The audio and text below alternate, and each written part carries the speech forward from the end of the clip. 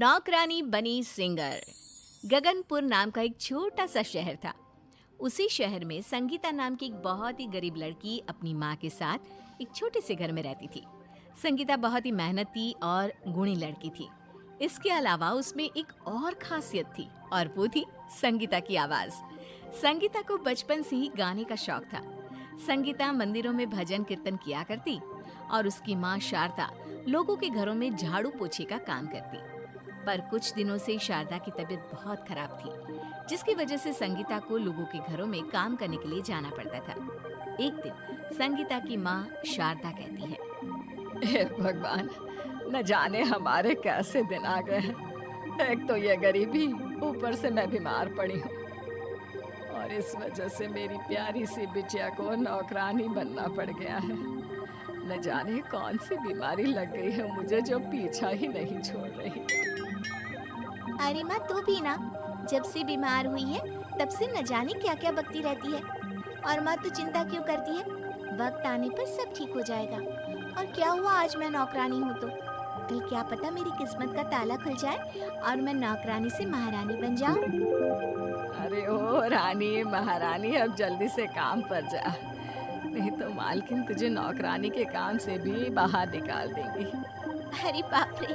अच्छा तो माँ, मैं चलती हूँ, तू टाइम से दवाई खा लेना और अपना ध्यान रखना।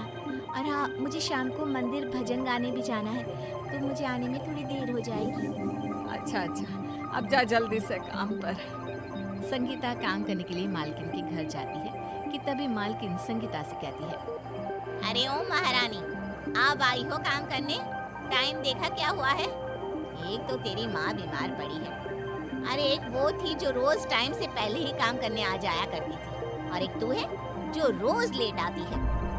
मालकिन, मुझे माफ कर देना, पर पक्का मैं कल से रोज टाइम पर आऊंगी। अरे क्या पक्का? कल भी तो तूने यही कहा था ना। चल अब जल्दी से काम पर लग जा, मुझे शाम को मंदिर भी जाना है, इसलिए जरा जल्दी जल्दी हाथ चलाकर काम खत्म कर। फिर संगीता जल्दी जल्दी काम खत्म करके मंदिर चली जाती है और अपनी मधुर आवाज में भजन गाने लगती है। संगीता की आवाज सुनकर वहाँ बैठी सभी औरतों को बहुत ही आनंद और सुकून मिलता है। वहाँ बैठी सभी औरतें संगीता की आवाज और उसके गाए हुए भजन की बहुत तारीफ करती हैं। संगीता घर जाती है और अपनी माँ से कहती है, माँ, पता है आज मंदिर में मेरे भजन की बहुत तारीफ हुई, और तो और सब औरतें मेरी आवाज की बहुत प्रशंसा भी कर रही थी। मेरी बेटी गायिका बनना चाहती है और देखो मैंने उसे नौकरानी बना दिया। हाय रे किस्मत। माँ, तो फिर शुरू हो गई। और सिंगर बनना कोई मजाक बात थोड़ी ना है कि जिसकी आवाज अच्छी है वो सिंगर बन जाए। सिंगर बनने के लिए बहुत कुछ करना पड़ता है माँ, तू नहीं समझेगी। घर पर मालकिन अपनी बेटी रिया से कहती है, अरे रिया बेटा, आज तो मंदिर में आनंद ही आ गया। एक लड़की इतना मीठा गाती है कि क्या बताऊं। न जाने कौन लड़की है जो इतना मधुर और मीठा भजन गाती है। मैं तो ठीक से शक्ल भी नहीं देख पाई उसकी। तू मेरी बात भी सुन रही है या बस फोन में लगी हुई है? अरे हर टाइम फोन में लगे रहना अच्छा नहीं होता। मैं तो कहती हूँ कल से तू भी मेरे साथ मंदिर चलना, कुछ तो तेरा फोन से पीछा छूटेगा। फिर अगले दिन संगीता मालकिन के घर काम कर रही होती है। तभी मालकिन संगीता से कहती है, ओ महारानी, आज शाम को रिया और मुझे कुछ काम से बाहर जाना है, तो जल्दी जल्दी सारा काम खत्म कर। संगीता मन ही मन खुश हो जाती है और कहती है, अच्छा हुआ मालकिन को बाहर जाना है, अब मैं भी शाम को मंदिर में भजन गाने जा पाऊंगी। फिर संगीता जल्दी से काम खत्म करके मंदिर चली जाती है। कुछ देर बाद मालकिन और रिया भी मंदिर पहुंच जाते हैं। मंदिर पहुंचकर वे दोनों औरतों के बीच बैठकर भजन सुनने लगते हैं। तभी रिया खड़े होकर देखती है कि भजन गाने वाली और कोई नहीं, संगीता है।